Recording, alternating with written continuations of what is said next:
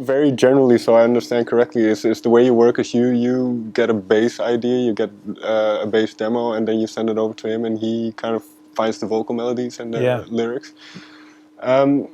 Part of that is because, or part of what I wondered about that is that there's all kinds of themes on the album. When you write the music, do you have certain things in mind that you want to kind of convey, or is that something that Maynard adds later, or you discuss later? We don't even really discuss it. Sometimes he brings it up, but I just listen. I really don't interject. It's his. I feel like my communicating a story to whoever's ever listening is done through the music, and there's nothing to explain about it during at least the process. I mean, I can try and talk about it here, but it's for the things that I can't say with words, that it's the other language to speak. And I look at it like I throw it out there. I'm very rarely have like a strong theme of where something where it came from, where I'm thinking I'd like Maynard to know. I mean, it might have happened a couple times in the early days, but I usually don't bring it up because his reaction is pure to the music. He doesn't get bogged down with me telling my goldfish died and this is about that. Right, but for instance, in the approach, because I read that you had a couple of sessions, one in 2014, one at the end of 2016, and then going into 2017.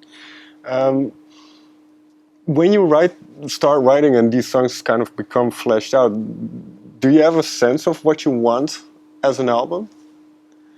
Yeah, I mean together, or you mean me?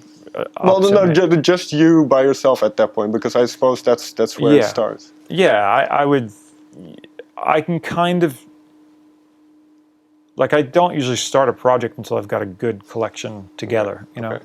And so I've had a decent amount of songs already underway and a kind of a direction for the record, but you never know where it's going to get flushed out, and it depends what Maynard's how he's going to sing to it and how much energy it will go. And so this time around, Eat the Elephant, Maynard had a lot more input as to like the overall I guess energy to things too. Like he had a lot of things he wanted to accomplish.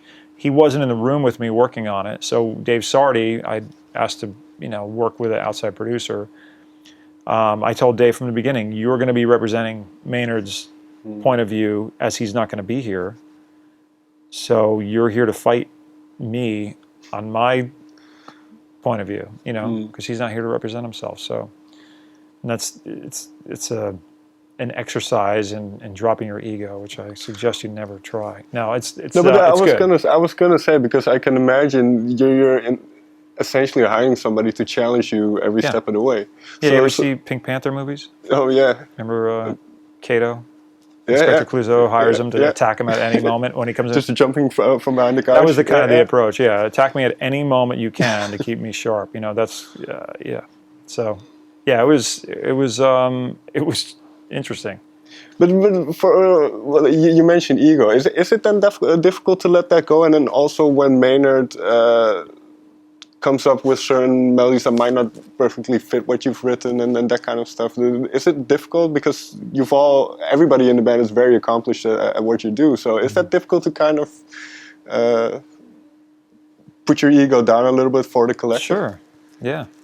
But it is what collaboration is. And if I want a musical idea down, I've got all the time in the world to get it set and present it.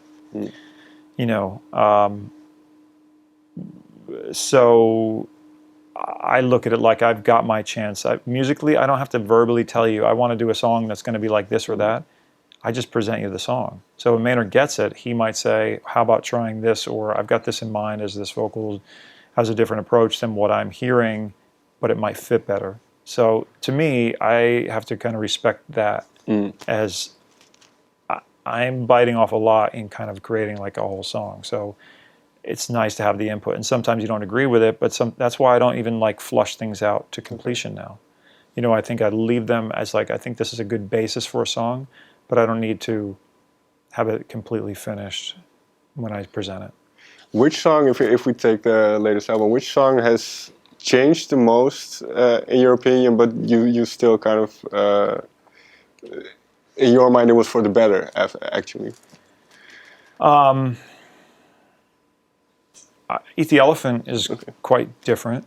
Okay. And that was something Dave Sardi did. You know, he took a song that, again, it's something I wouldn't play anybody, really. I played my manager the song, and he thought it was interesting, and I played it for Dave, and he thought it was worth pursuing, but he went and gave it like a treatment, a full remake, basically. And it's so different, you know, to the point where I could probably almost release the other song in the direction that I was going to go, and you might not know it. And it certainly is better, but at times you can say, but you're not done. It's like I never finished that song. I still haven't finished the original song of where it came from. So that's the thing. Once you decide to work on it, I look at it like whatever's going to bring Maynard creatively to the table is where I'm trying to do. I'm trying to inspire him to bring his best work forward. And he's responding in a musical conversation. So, you know, I've got to have an interesting opening line. Let me ask you this then. What have you learned from Maynard in terms of your own songwriting over the years? God, I'd have to go back and think, you know. Or maybe just the last album. You know, simplicity. He's big on simplicity, tempo. I think he gravitates towards slower things. I probably did too in the beginning. I think there's just more things to groove in a way, in a syncopated rhythm that I tend to write in. You know, I think, I don't know, it'll come to me, but I'm sure. Yeah. Well, talking about kind of the collaborations, and then, like I said, it's not just Maynard in the band. There's a whole slew of people. How involved is everybody in the songwriting process? Is it mainly you and Maynard, or does everybody once they come in, they kind of help flesh it out? It's mostly Maynard and I, but you know, when we take a song, if we were to do it in rehearsal, you know, it's nice to play it in the room and get the feeling, get that human element to it, and that's an important thing for energy. Yeah. Because the reason why I ask is once you go to the live shows, I suppose that's again a different element. So how do you kind of translate what you had in your mind for a record, and then make it into a good live show? Yeah, I mean, I don't know if you've seen us yet, but I think this tour is one of the, if not the best representation we've ever had live, and this record shines live better than any of them, I think. You know. Sorry, why Eat the Elephant? Yeah, why do you think that is? You know, I don't exactly know. I think that there's certain things like the song "Eat the Elephant."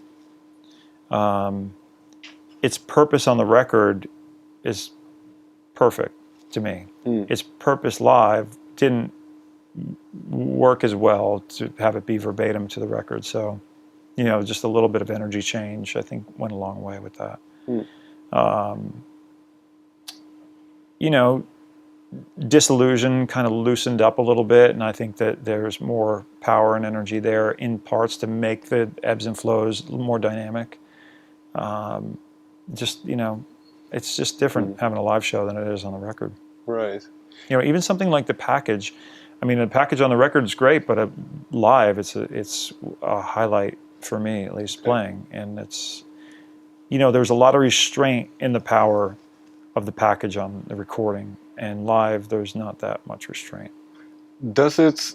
This might sound weird, but I'm not a musician. But does it fluctuate in between performances as well? Like you say, sometimes it might be a little bit more subdued, and other times it might be not that much. I mean, energy definitely changes. I mean, I certainly give a different energy depending on the crowd. You know, I think, you know, shows are.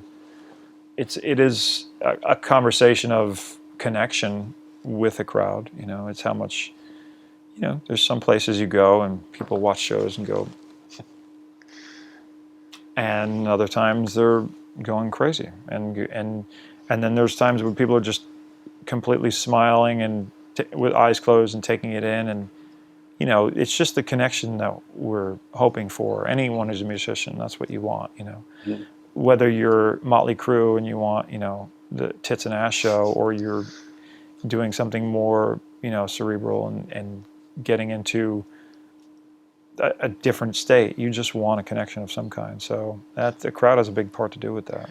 Well, with that in mind then, because there was a long absence in between albums, do you worry about the crowd while you're making the album and thinking, well, I want to still make that connection, like you say. Yeah. Will they still be with me where I'm at now instead of where I was 14 years ago? It's the kiss of death, I think, in making music and thinking about that. I think it's inevitable to start thinking about it once you're planning a tour, you know, talking with your manager and booking agent. And I kind of get out of that conversation, to be honest. We hire people to deal with that. We're just doing the best we can to make art we do, and that's their job to sell it, you know, and promote us. What is the best thing then that you've heard from a fan or somebody about your music? I mean, more and more getting messages or somebody saying how, you know, somehow I guess it being, you know, cathartic or on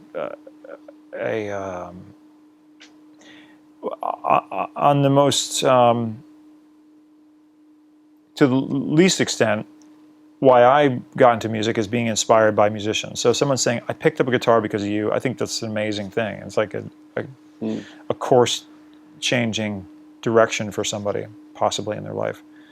Or just to have an outlet for expression. I mean, you just, you know, people who are, have no outlet for their anger, for their emotion in any kind of way, it comes out in terrible ways, you know, in other ways. And so music is one of those great outlets for it, you know. And then you mentioned the word catharsis just now. So can I assume then that creating this music and then performing them for people has that similar effect on you? Yeah, for me. I mean, I love playing live, and I except for like 2 days ago when I have food poisoning playing on stage, I don't want to leave, you know, like I want to keep going.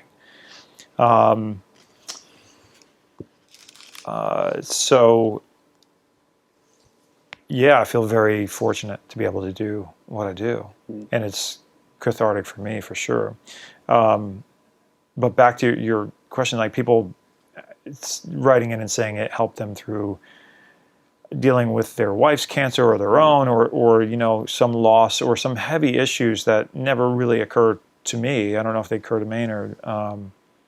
That's really of the highest compliment, I guess. You know, that you were that someone would bring you into their intimate world, and enough to heartfeltly kind of communicate that back to you. You know, it says a lot. I get choked up thinking about it, but yeah. Final question then, and this is more as a songwriter, but in essence, are you still looking for the perfect song? No. Okay. No. Perfect song? No. Doesn't exist? I don't know. I never really thought of that. No. Well, let me phrase it differently then. What is your aspiration as a songwriter? This is probably the worst way to say it, but till something doesn't bother me anymore. You know, working on songs till there is nothing left that kind of rubs me the wrong way, or, you know, I kind of just try to remove any emotional obstacle, any kind of block from the song obtaining the nonverbal goal that it has, whatever that is, you know. Well, is it like you say then that it's trying to communicate the things that you can't find the words for? But yeah, I'm not trying to be mysterious about it. It's just literally like I don't know how to. I'm getting better at talking about music because I got to do interviews. But I mean, I don't. It's not a natural thing for me to talk about what music truly is. I've heard people talk about it; that they're brilliant, but well, and this is something I encounter in this job. But it's a in a way, we're analytically approaching something that's very visceral, very emotion based. So it's something. Yeah, I can understand it completely. How it's difficult to find, or how to name certain stuff. Yeah, and it gets gross talking about it too. It's like defining, defining love or attraction or, a lot of things. It's easy to talk about it when things go sour, right? But like really describing what it is to fall in love and have that love at first sight, feeling. It's best left just to, I don't know, to feel it and not speak of it too much. Very last question then, and I know it's very difficult because you've just done an album and everybody's schedule is quite busy, but are you thinking of doing an album again with this group of people?